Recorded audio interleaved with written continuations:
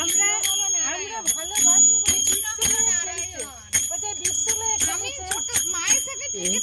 সকালবেলা ভোগ নিবেদন করা হয়ে গেছে। এখন সন্ধ্যার সময় সন্ধ্যা আরতি হবে, তারপরে আবার আমরা একবার নাম স্টার্ট করলে আর থামা না, বলতেই মনে মনে একটু বলতেই হবে। প্রসাদ নিবেদন করা হবে, এমন পর্যায়ে চলে এসছে এই কদিনের মধ্যে সারাদিনই বলতে আছি। ভগবত পাঠ হবে,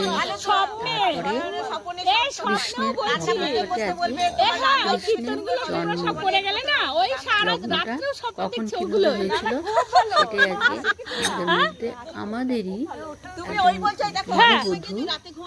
বধূ কিছুটা তুলে ধরার চেষ্টা করেছে।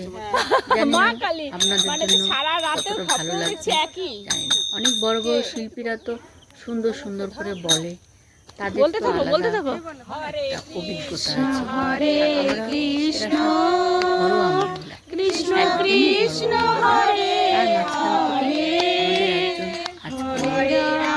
শ্রীকৃষ্ণের জন্ম কীভাবে হয়েছিল সেই সময়টা বর্ণনা করে ভিডিওটা দেখতে প্রথম থেকে লাস্ট পর্যন্ত দেখবেন,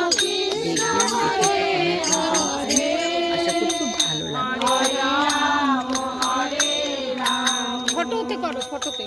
শ্রীকৃষ্ণ নিজেই বলেছেন যে তার জন্ম, কর্ম ইত্যাদি সবই দিব্য এবং কেউ যখন তত্ত্বগতভাবে তা জানতে পারে তখন তিনি ভগবত ধামে প্রবেশ করার যোগ্যতা অর্জন করেন। ভগবানের জন্ম একজন সাধারণ মানুষের মতো নয়।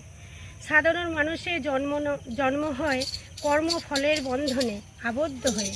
কর্মের ফল স্বরূপ সে এক দেহ থেকে অন্য আরেক দেহে দেহান্তরিত হয়।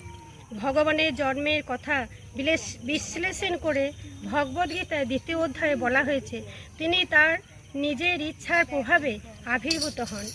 যখন ভগবানের আবির্ভাবের সময় হলো তখন কাল ইচ্ছার প্রভাবে আবির্ভূত হন। তখন ভগবানের আবির্ভাবের সময় হলো তখন কাল সর্বগুণ লক্ষণ যুক্তা রোহিণী নক্ষত্র তখন তুঙ্গে প্রকাশিত হলো। শঙ্খ বাজাবে, হ্যাঁ।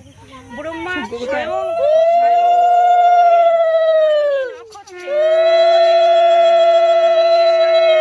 অনুসারে জ্যোতিষশাস্ত্র অনুসারে নক্ষত্র বিভিন্ন অবস্থান ও প্রভাবের শুভ এবং অশুভ তিথি ও যোগ বিচার করা হয়। শ্রীকৃষ্ণের জন্মের সময় সমস্ত গ্রহগুলি সবসময় মঙ্গলময় অবস্থা এবং সবসময় শুভ ইঙ্গিত প্রদর্শন করে বিরাজ করতে লাগলো। তখন 10 দিক শান্ত ও সমৃদ্ধিতে ভরে উঠল। শুভ নক্ষত্রগুলি নভমণ্ডলে শোভা পেতে লাগলো। নগর, গ্রাম, গোচারণ ভূমি এবং সকলের হৃদয় সব রকমের শুভ ইঙ্গিত দেখা যেতে লাগলো। জলে পূর্ণ হয়ে নদ নদী প্রবাহিত হতে লাগলো। সরোবরগুলি বিকশিত পদ্মে পূর্ণ হয়ে শোভা পেতে লাগলো। বনভূমি নানা রকম সুন্দর সুন্দর পাখি ও ময়ূরপূর্ণ হয়ে উঠল। পাখিরা সুমধুর স্বরে গান গাইতে লাগলো এবং সেই গানের ছন্দে ময়ূরীদের সঙ্গে নাচতে শুরু করলো। সুমধুর গন্ধ বহন করে বায়ু বইতে লাগলো এবং শরীরের স্পর্শ অনুভূতি অত্যন্ত সুখকর বলে বোধ হতে লাগলো। ব্রাহ্মণেরা অনুভব করলো যে তাদের গৃহের পরিবেশ অনুষ্ঠানের অনুকূল হয়ে উঠেছে। আসরিক রাজাদের অত্যাচারে যজ্ঞ অনুষ্ঠান তখন প্রায় বন্ধ হয়ে গিয়েছিল। যজ্ঞের আগুন প্রায় নিভে গিয়েছিল, কিন্তু এখন তারা আবার প্রশান্ত চিত্তে আগুন জ্বালাতে সক্ষম হলো।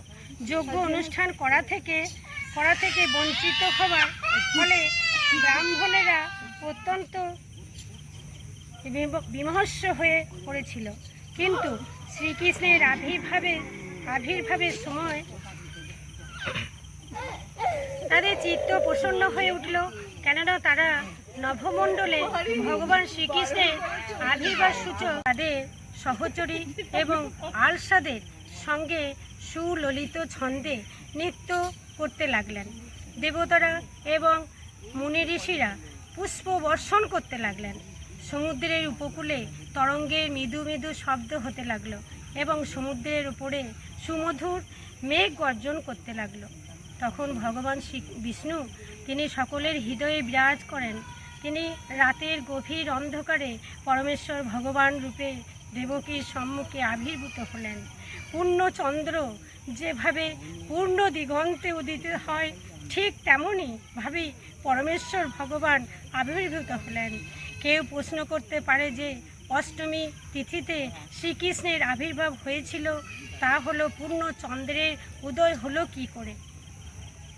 এর অর্থ উত্তরে বলা হয়েছে যে শ্রীকৃষ্ণ চন্দ্র বংশে আবির্ভূত হয়েছিলেন, তাই চন্দ্র সেই রাত্রিরে অপূর্ণ থাকলেও সেই বংশে ভগবানের আবির্ভাবের জন্য আনন্দে উৎফুল্ল হয়ে সেই দিন পূর্ণ হয়ে উঠেছিলেন।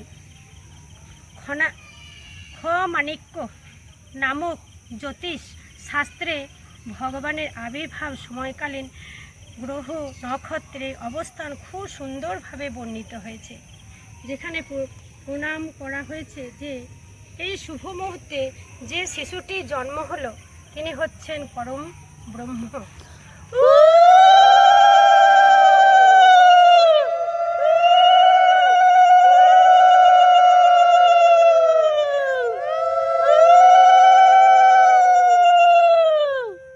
শঙ্করটা কি হলো? এমনি করে মা রেখে দেন না, পুরোটা বলবেন না।